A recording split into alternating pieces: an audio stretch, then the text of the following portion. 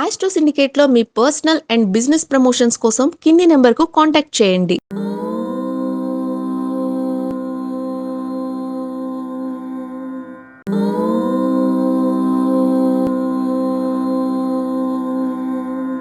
ఓం శ్రీ గురుభ్యో నమః. హరి ఓం. ఘంటాశూలహలాని శంఖముసలే చక్రం ధనుస్సాయకం హస్తాబ్జైర్దధతీం ఘనాంత విలసచ్చీతాంశు తుల్యప్రభాం గౌరీదేహ సముద్భవాం త్రిజగదాం ఆధారభూతాం మహా పూర్వామత్ర సరస్వతీమనుభజే శుంభాది దైత్యార్థినీం. అందరికీ నమస్కారం. ఉగాది ఫలితాలు పరాభవనామ సంవత్సరంలో ఎలాంటి యోగాలు ఉన్నాయి, ఏ రాశి వారికి ఎటువంటి శుభయోగాలు కలగబోతున్నాయి, అందరూ ఆతృతగా ఎదురు చూస్తున్నటువంటి సమయం ఇది.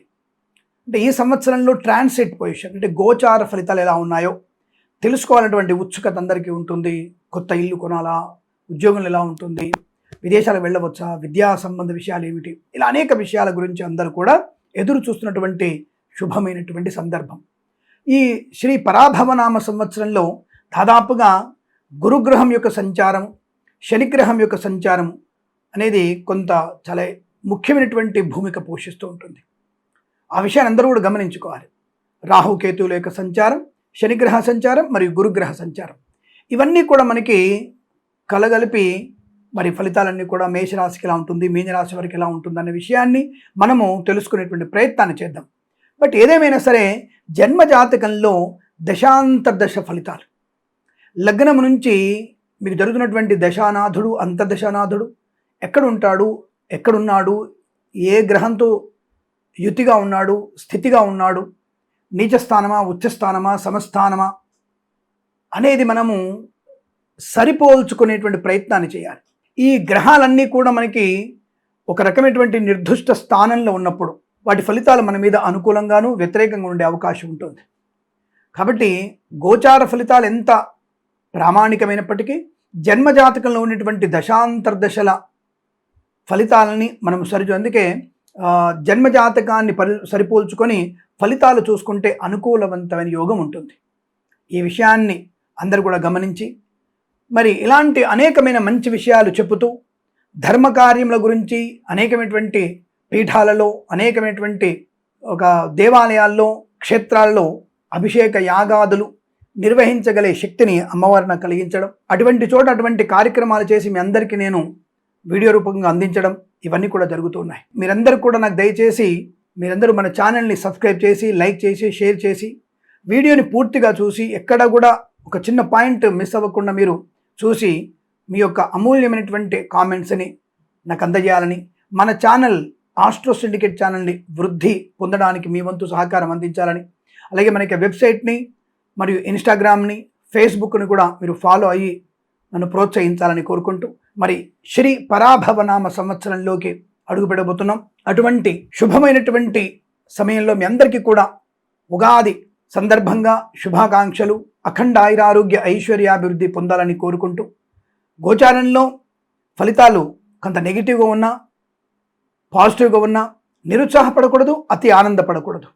అందుకని జన్మజాతకాన్ని సరిపోల్చుకునే ప్రయత్నాన్ని చేస్తారని కోరుకుంటూ మరి ఈ సంవత్సరం తెలుగు ఉగాది శ్రీ పరాభవనామ సంవత్సరం ఉన్నటువంటి ఫలితాలని మీ ముందు ఉంచే ప్రయత్నం చేయబోతున్నాను. మేషరాశి వారి ఫలితాలు మనం చూసుకునేటువంటి ప్రయత్నాన్ని చేద్దాం.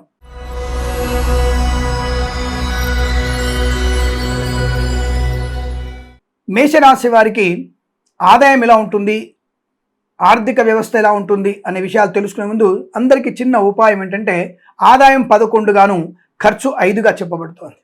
రాజపూజ్యం 2గా ఉంటుంది, 4 అవమానంగా కనబడుతోంది. అంటే గౌరవం అనేది తక్కువగా ఉంది, అవమానాలు ఎక్కువగా ఉన్నాయి. ఆదాయం బాగా ఉందన్నటువంటి విషయంలో చాలా ఆనందాన్ని పడతాం, కానీ ఫలితాలకు వచ్చేసరికి ఈ యొక్క గురుగ్రహ అతిచారం వల్ల కొంత, మరియు ఈ గురుగ్రహ సంచారం వల్ల కొంత మనకి ఆర్థికమైనటువంటి ఆదాయం ఎంత వస్తుందో ఖర్చు కూడా అంతే ఉంటుంది. అబ్బా ప్రారంభంలోనే దెబ్బ కొడతారు స్వామి మీరు అని అడిగితే, మేషరాశి వారికి ప్రస్తుతానికైనా గురుగ్రహము ఈ యొక్క తృతీయ స్థానంలో ఉండడం, తర్వాత కర్కాటకంలోకి ఉచ్చస్థితిలోకి వెళ్ళడం జూన్ 2వ తేదీ నుంచి, ఆ తదుపరి అతిచారం చేత సింహరాశులకు వెళ్ళడం, మళ్ళీ కర్కాటక రాశులకు రావడం, ఇవన్నీ కూడా జరగబోతుండడం వల్ల మేషరాశి వారికి ఈ శని ప్రభావం కూడా వెనకాల 12 ఇంట శని ఉన్నాడు కదా, ఈ శని ప్రభావం చేత కూడా వీరికి ఆదాయ మార్గాలు బాగా ఉన్నాయండి. మంచి ఆదాయం, 11 పాయింట్స్ ఆదాయం ఖచ్చితంగా ఉంటుంది. ఖర్చు విషయంలో కూడా అలాగే ఉంది. అంటే ఇక్కడ మీకు చెప్పొచ్చేది ఏమిటంటే ఆదాయం బాగా కనపడుతుంది కాబట్టి ఖచ్చితంగా మీరు ఇల్లు కానీ, పొలము కానీ, ఏదైనా స్థలము కానీ ఈఎంఐ రూపంలో కొనుగోలు చేసే ప్రయత్నాన్ని చేయండి. బంగారము కూడా కొనుగోలు చేసే ప్రయత్నం చేస్తే మీకు మంచిది అన్న విషయాన్ని గమనించుకోండి. మరి మేషరాశి వారికి ఆర్థిక ప్రయోజనం బాగుందన్నారు కదా, అంటే షేర్ మార్కెట్ స్పెక్యులేషన్లో పెట్టుబడి పెట్టవచ్చు, కానీ దీర్ఘకాలిక పెట్టుబడి తప్ప డే ట్రేడింగ్ అనేది మీకు ప్రమాదాన్ని కలిగిస్తుంది. ఉద్యోగస్తులకు ఎలా ఉండబోతుంది స్వామి ఈ సంవత్సరంలో అంటే బదిలీలు ఉంటాయి.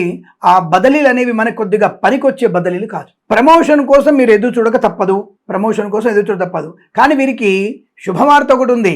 వివాహ సంబంధ శుభవార్త ఉంది, వివాహం జరిగే అవకాశాలు ఉన్నాయి, సంతానాన్ని పొందుకునేటువంటి అవకాశం కూడా బలంగా కనబడుతోంది. మధ్యవర్తిత్వం చేయకండి, కానీ మధ్యవర్తిత్వం నుంచి బయటపడేటువంటి అవకాశాలు కూడా ఉన్నాయి. వస్తు వాహనాదులు కొనుగోలు చేసే అవకాశం కూడా మీకు కనబడుతోంది.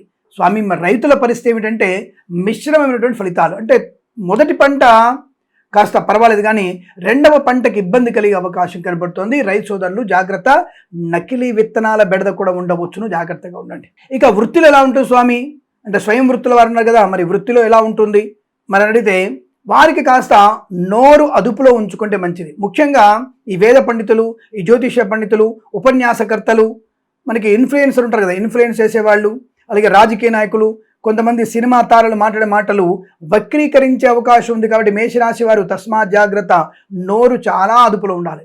మీరు బాగా కష్టపడతారు, గుర్తింపు పొందుకునే సమయంలో పొల్లు మాట మాట్లాడతారు, అది మీకు నష్టాన్ని కలిగిస్తుంది, జాగ్రత్త. బాగా కష్టపడతారు, అందరిలో గుర్తింపు వచ్చే టైంకి ఏదో ఒకటి మాట్లాడేసి మిమ్మల్ని మీరు అవమానం చేసుకుంటారు. 10 మందిలో స్వయం కృతాపరాధాల వల్ల ఇబ్బంది కలిగే అవకాశం ఉంటుంది, జాగ్రత్త. స్వామి ఇల్లు కొనే అవకాశం ఉందా? ఎస్.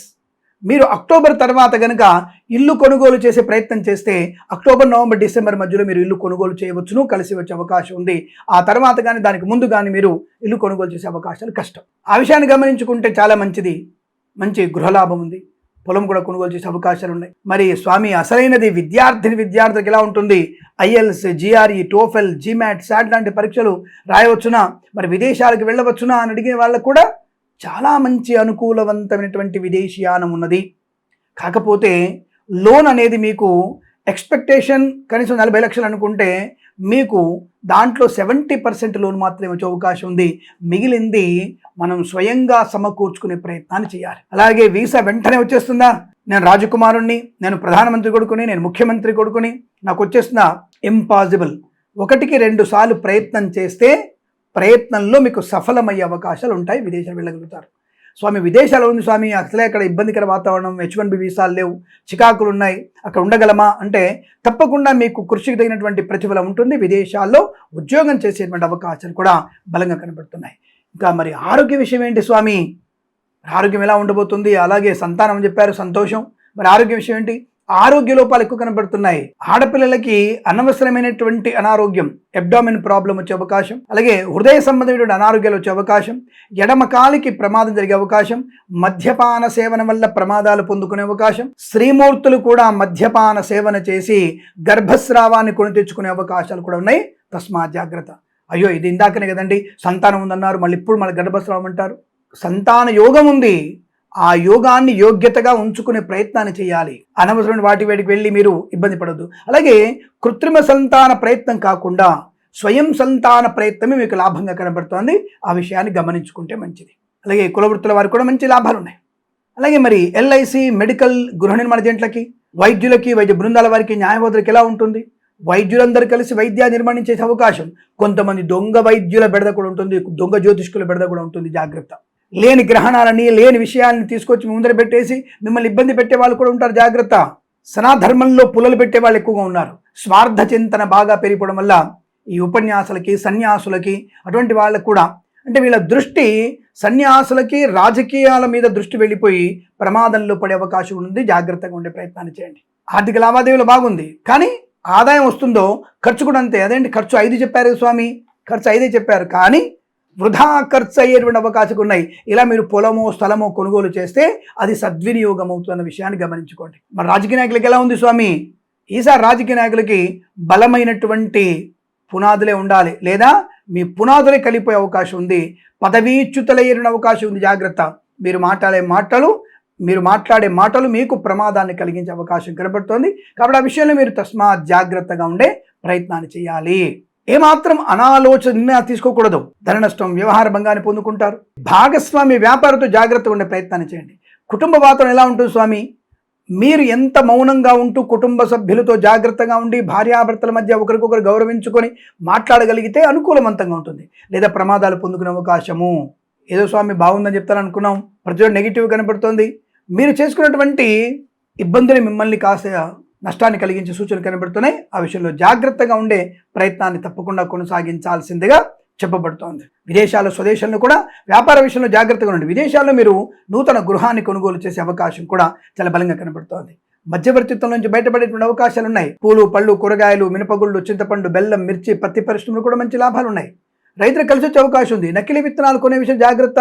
ప్రభుత్వ అధీకృత డీలర్ల వద్ద మీరు ఈ పత్తి గింజలు లేదా కూరగాయల గింజలు, విత్తనాలు కొంటే చాలా మంచిది.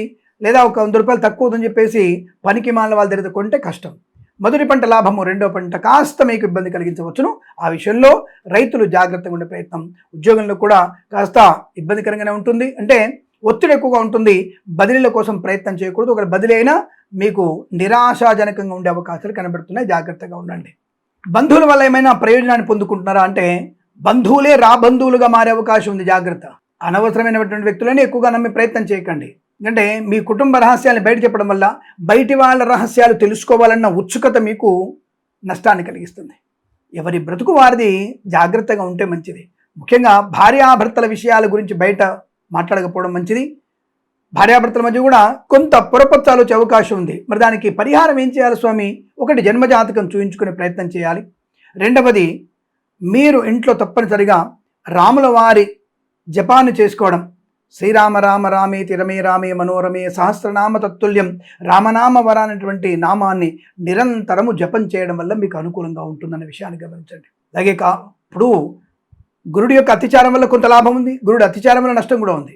గురుడు ప్రస్థానం 3వ ఇంట 4వ ఇంట వెళ్ళినప్పుడు మంచి గృహలాభం, ధనలాభం, మాతృసౌఖ్యం, పితృసౌఖ్యము, వస్తులాభము, వాహన యోగం ఉంది. విదేశాల, స్వదేశాల్లో అనుకూలత ఉంటుంది. గొప్ప వ్యక్తులతో పరిచయం ఉంటుంది. సరైనటువంటి సంపాదన ఉంటుంది. ఆర్థికమైన అభివృద్ధి, రుణ విమోచన కూడా పొందుకునే అవకాశాలు ఉంటాయి. కాబట్టి నెలవారీ ఫలితాలు ఉన్నటువంటి ఆ యొక్క గ్రహ సంచారం, ఆ మాసంలో గ్రహ సంచారం, రోజువారీ ఫలితాలు వచ్చేటువంటి గ్రహ సంచారాన్ని బట్టి మీకు శుభాశుభ యోగాల్ని తప్పకుండా చెప్పే ప్రయత్నం చేస్తాం. ఏదేమైనా ఈ రాశి వారికి కాస్త అగౌరవం పాళ్ళు ఎక్కువ ఉంది కాబట్టి జాగ్రత్తగా ఉండే ప్రయత్నాన్ని చేయాలి. ఒంటరి ప్రయాణం చేయకండి.